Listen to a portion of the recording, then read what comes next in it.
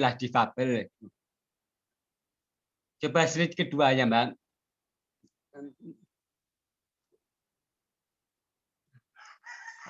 Paradigma yang terjadi di masyarakat itu, orang seperti saya ini dianggap cacat, terbatas, tidak mampu, tidak normal, dan sejenisnya. Gitu. Tapi kalau kita berbicara tentang hakikat, Tuhan kan menciptakan manusia dalam bentuk yang sempurna. Tidak ada manusia yang gagal. Jadi kalau saya ini dianggap sebagai produk yang cacat, berarti Tuhan itu kan bukan maha sempurna karena menciptakan produk yang gagal. Jadi kenapa saya lebih suka memakai istilah difabel, yakni individu dengan kemampuan berbeda, atau istilahnya different ability people. Kalau istilah negara yang dipakai kan disabilitas, itu akronim dari disable. Artinya itu tidak mampu.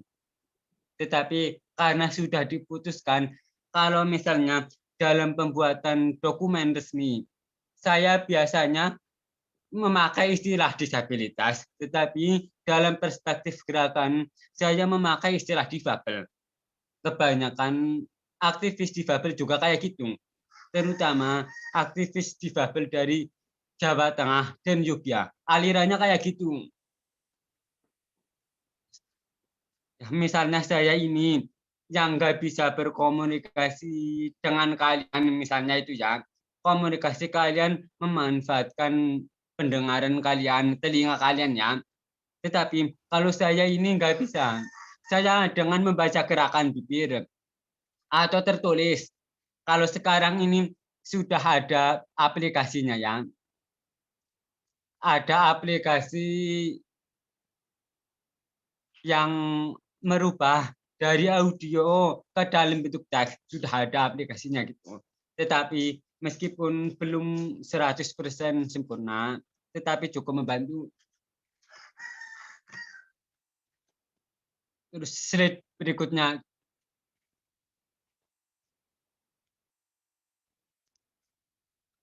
Kalau menurut saya itu kontribusi itu tidak harus sesuatu yang besar. Apalagi sesuatu yang harus terekspos secara luas gitu. Bisa dimulai dari hal kecil, sederhana, tetapi dampaknya nyata, bisa dirasakan di masyarakat. Nanti hal tersebut bisa menjadi sampel untuk perubahan yang lebih besar, lebih signifikan, sekaligus bermakna. Saya percaya hal tersebut semuanya berawal dari hal kecil, nggak usah muluk-muluk kalau ingin membuat perubahan. Slide berikutnya.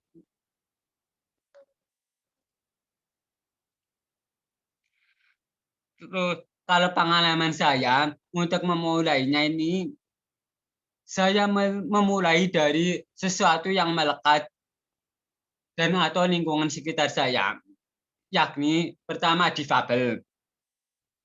Saya memulainya itu dalam menggerakkan isu difabel, yakni saat masih S1 di UGM. Di situ saya mendirikan unit kegiatan mahasiswa peduli difabel atau UKM peduli difabel.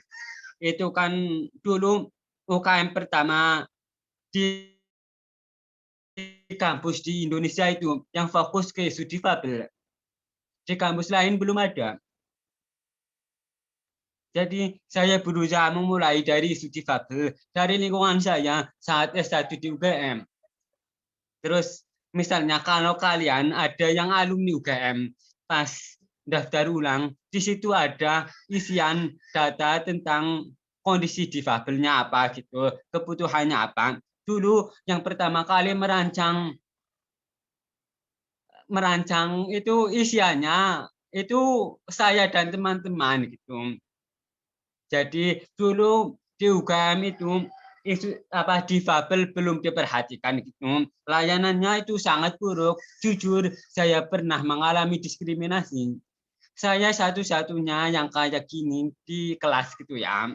Pernah mengalami diskriminasi, pernah. Makanya di situ saya punya tekad agar isu difabel di UGM itu bisa diperhatikan. Makanya saat daftar ulang ada semacam pemetaan difabel. Misalnya difabelnya apa, kategorinya sedang, berat, atau ringan gitu. Terus fasilitas yang diperlukan apa? Apakah membutuhkan penerjemah bahasa isyarat, membutuhkan apa? Buku dalam bentuk braille, membutuhkan perangkat lainnya gitu. Terus yang ketiga, sebagai individu dengan background level bawah, saya akan dari ekonominya terbatas. Jadi di sini contohnya saya mencari apa siswa yang tidak mampu ya, kemudian kerjasama dengan SMA alma mater gitu dikasih beasiswa itu nginepnya di rumah saya, di rumah itu ngaji sama bapak saya gitu. Alhamdulillah angkatan pertama itu bisa kuliah juga, satunya di Unsud, satunya di UNES. Cuma untuk sementara berhenti dulu setelah bapak saya meninggal. Rencananya nanti saya kan baru 6 bulan di rumah itu, baru pulang kampung. Rencananya kalau saya sudah menikah itu mau dilanjut lagi. Yang keempat, saya memulai dari sebuah desa di Purbalingga, Jawa Tengah.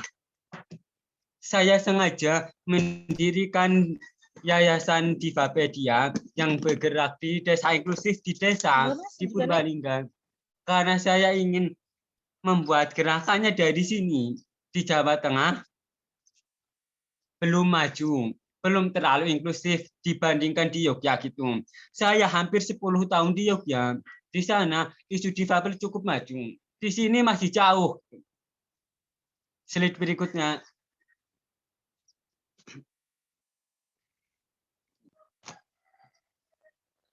Beberapa aktivitas yang saya sudah lakukan gitu ya, misalnya bersama yayasannya gitu. Kita misalnya ada peningkatan kualitas hidup untuk difabel dan keluarga difabel. Misalnya kita ngordinir bantuan sembako, terus membangun toilet untuk keluarga yang difabel itu. Jadi di sini ada difabel lansia di kampung-kampung yang belum punya toilet sama sekali. Padahal itu kebutuhan urgen. Misalnya kalau mau buang hajat itu harus turun ke sungai, padahal sudah sepuh.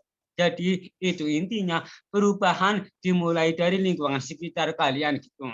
Gak usah muluk-muluk. Malahan kemarin di luar dugaan langsung didatangi Pak Camat itu, dia apresiasi. Meskipun saya nggak ngabarin Pak Camat itu, bisa tahu sendiri.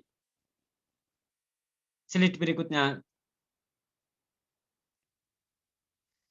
Terus kami mengadvokasi difabel, terus mengadakan follow up-nya gitu. Misalnya ada difabel di kecamatan sebelah gitu yang belum tersentuh bantuan. Terus yang bersangkutan langsung ditelepon camat dari sebelah, langsung dimasukkan ke dalam daftar. Berikutnya itu slide berikutnya. Nah, itu kan salah satu yang jadi apa yang membidani lahirnya Yayasan Divapedia adalah website ya, website divapedia.com itu yang saya dirikan itu. Yang fokusnya itu semacam apa? Kampanye isu difabel menyasar generasi milenial karena saya percaya masa depan itu ada di tangan kalian sebagai pemuda generasi milenial. Makanya sebisa mungkin kalian itu nantinya ya harapan saya bisa punya perspektif atau sudut pandang baru terkait difabel dibandingkan generasi yang sudah tua. Soalnya jujur saya sudah capek berurusan dengan generasi tua karena saya udah beberapa kali terjun dengan mereka. Karena saya menggunakan pendekatan jangka panjang, target saya bukan sekarang, Tapi sekitar 15 sampai 20 tahun ketika orang-orang seperti kalian ini sudah terjun di masyarakat. Nah, alhamdulillah juga kemarin Divapedia itu dapat hibah pendanaan dari Australia Award. Kebetulan saya alumni studi singkat di Australia dulu. Salah satu proyeknya itu nanti kita melakukan dokumentasi dan penelitian difabel sebagai alat advokasi. Jadi kalau kita ingin melakukan advokasi itu, kalau berbasis asumsi saja sudah susah gitu. Harus berbasis data. Data itu dihasilkan dari penelitian. Yang kedua, ada seminar diskusi isu difabel, milenial dan media digital itu. Yang terakhir, kita melakukan optimalisasi website sebagai alat advokasi dan kampanye. Slide berikutnya.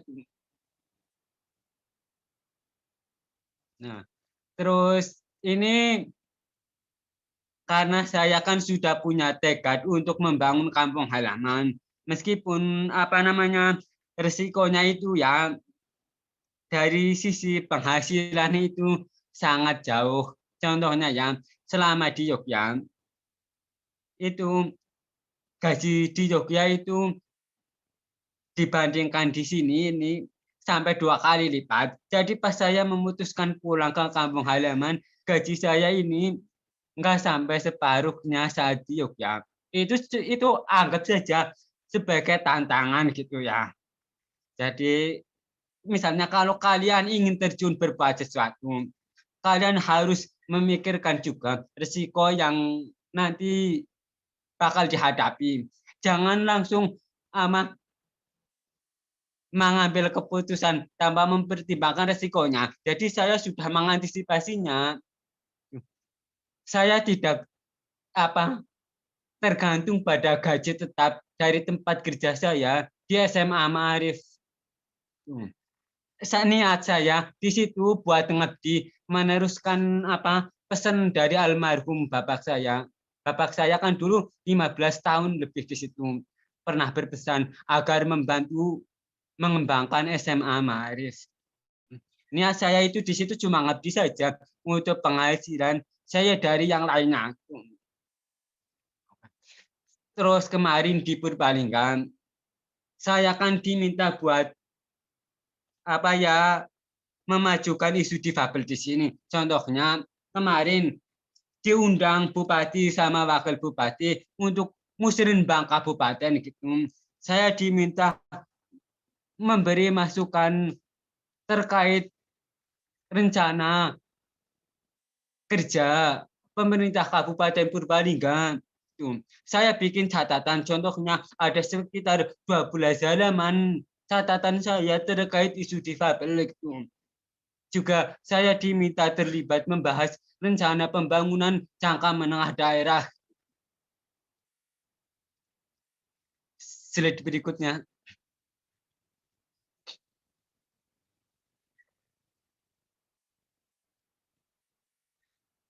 Terus sejak ini ya saya kan juga berjejaring secara nasional gitu.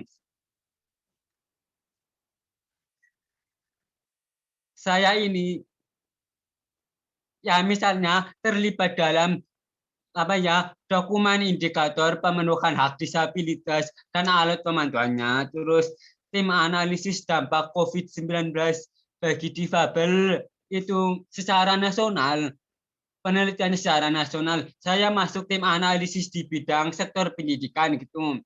Terus saya itu juga membuat draft panduan COVID-19 bagi anak dan perempuan dengan difabel, itu kerjasama dengan Kementerian Pemberdayaan Perempuan dan Perlindungan Anak. Gitu.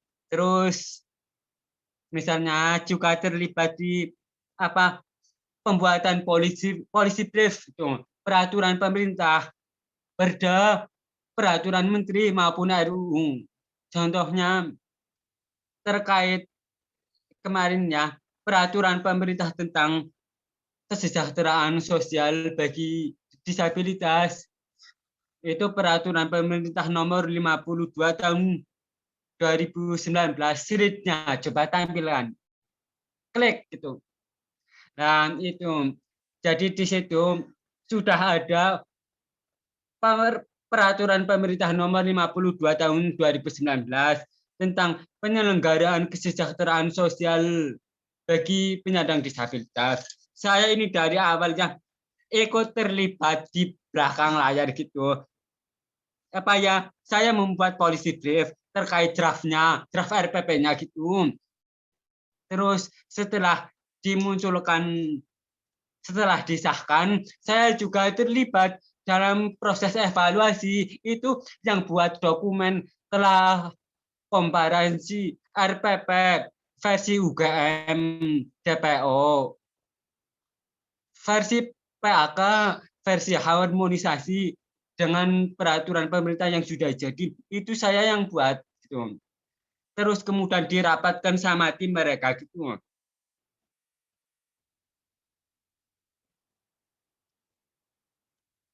Klik satu lagi. Saya kasih gambaran gimana kalau membuat sebuah dokumen itu bahan-bahannya ini yang kalian lihat di layar, yang di slide itu untuk membuat satu dokumen saja bahannya cukup banyak. Misalnya untuk membuat telah terkait evaluasi peraturan pemerintah tersebut itu ada bahan yang versi harmonisasi di antara pihak Kementerian Sosial dan pemerintah gitu. Ada hasil rapat tim kecil, ada rancangan versi UGM, ada draft rancangan versi organisasi difabel gitu. Ada banyak gitu. Kemudian juga saya komparasikan dengan Undang-Undang Nomor 11 Tahun 2009 tentang kesejahteraan sosial. Kira-kira ada semacam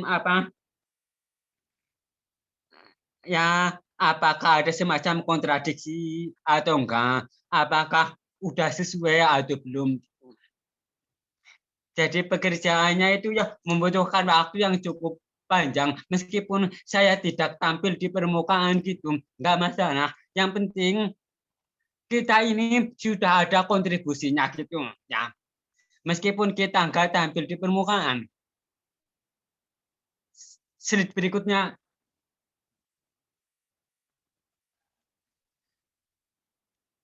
Slide berikutnya. Terus kita juga berjejaring dengan lembaga lain, misalnya kita ngadain bedah film sekaligus diskusi tentang perjuangan seorang difabel daksa yang punya usaha di usaha pembuatan bantal itu. Jadi dia itu kan difabel, sama sekali belum tersentuh bantuan gitu. Itu yang tadi saya ceritakan. Setelah diskusi tersebut,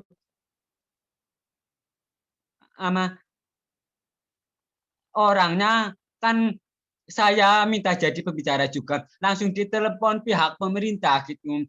Jadi saya perlu memberi catatan penting bahwa ini ketika kita ini melakukan advokasi si difabel, tetapi pemerintah sulit mendengarkan, maka kita menggunakan cara-cara yang kira-kira bisa menarik perhatian gitu. Salah satunya itu kita mengangkatnya di webinar biar bisa diketahui oleh publik. Slide berikutnya.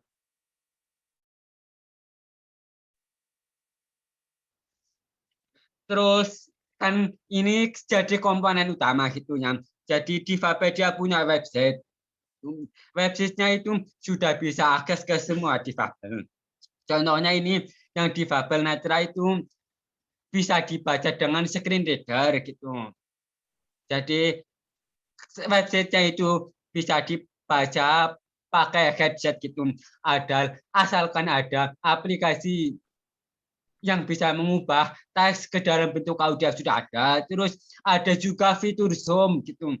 Jadi websitenya itu kalau dibuka itu misalnya di HP kalian bisa diperbesar perkecil gitu untuk memudahkan yang low vision gitu. Juga Mohon ada maaf, mode Mas gelap, Hanif, jadi mode waktunya flat kurang 2 screen. menit lagi ya. Oke. Terus slide berikutnya.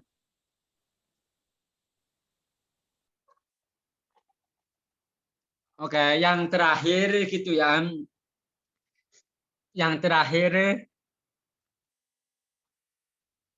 saya kan seperti yang saya jelaskan dari aman. Saya itu kan dari kalangan ekonomi menang ke bawah gitu ya. Dulu saya bisa sampai sekarang karena berkat bantuan orang-orang di sekitar saya. Itu kenapa saya ini bekerja sama dengan SMA Ma'arif NU Karangan itu untuk memberikan beasiswa bagi siswa yang nggak mampu. Terus saya bekali dengan bimbingan soft skill dan pendampingan. Misalnya kemarin yang nginap di sini itu selain ngaji juga ada semacam bahasa Inggrisnya itu ditingkatkan gitu. Saya minta buat aktif di lomba-lomba. Terus pas daftar perguruan tinggi juga saya dampingi sampai mereka semua dapat beasiswa gitu, dapat kampusnya juga gitu. Terus saya juga memanfaatkan jaringan di beberapa perguruan tinggi. Contohnya ini yang terbaru. Kemarin saya punya kenalan orang di Universitas Nahdlatul Ulama Yogyakarta gitu. Jadi saya minta jatah kota untuk siswa dari sekitar saya yang nggak mampu untuk dapat beasiswa penuh. Itu sudah saya lakukan. Insya Allah mereka juga kuliah di situ tanpa perlu bayar, udah dapat beasiswa. Itu kenapa misalnya kalau kalian ini kuliah gitu ya dimanfaatkan juga jaringannya, tapi manfaatkan untuk kepentingan yang baik-baik gitu, untuk manfaat orang-orang sekitar. Karena apa? Itu ya khairun nas anfa'uhum linnas. Sebaik-baik manusia adalah yang bermanfaat bagi sesamanya. Penutupnya slide terakhir. Slide terakhir ya. Penutupnya ya, saya percaya bahwa inklusivitas hanya dapat dibangun oleh sinergi antara difabel dan non-difabel. Itulah kenapa saya ini di sini nggak cuma mengangkat difabel saja, tetapi ada non-difabel juga. Mereka yang nggak mampu contohnya saya bantu gitu. Nggak cuma yang difabel saja. Untuk itulah kami mengedepankan keduanya sebagai prasyarat mutlak untuk mewujudkan Indonesia inklusif. Jadi saya berpesan ke kalian semuanya untuk mewujudkan Indonesia inklusif, kalian coba yang non difabel melibatkan difabel, yang difabel sebaliknya juga melibatkan non difabel. Terima kasih ya. Semoga bermanfaat. Wassalamualaikum warahmatullahi wabarakatuh.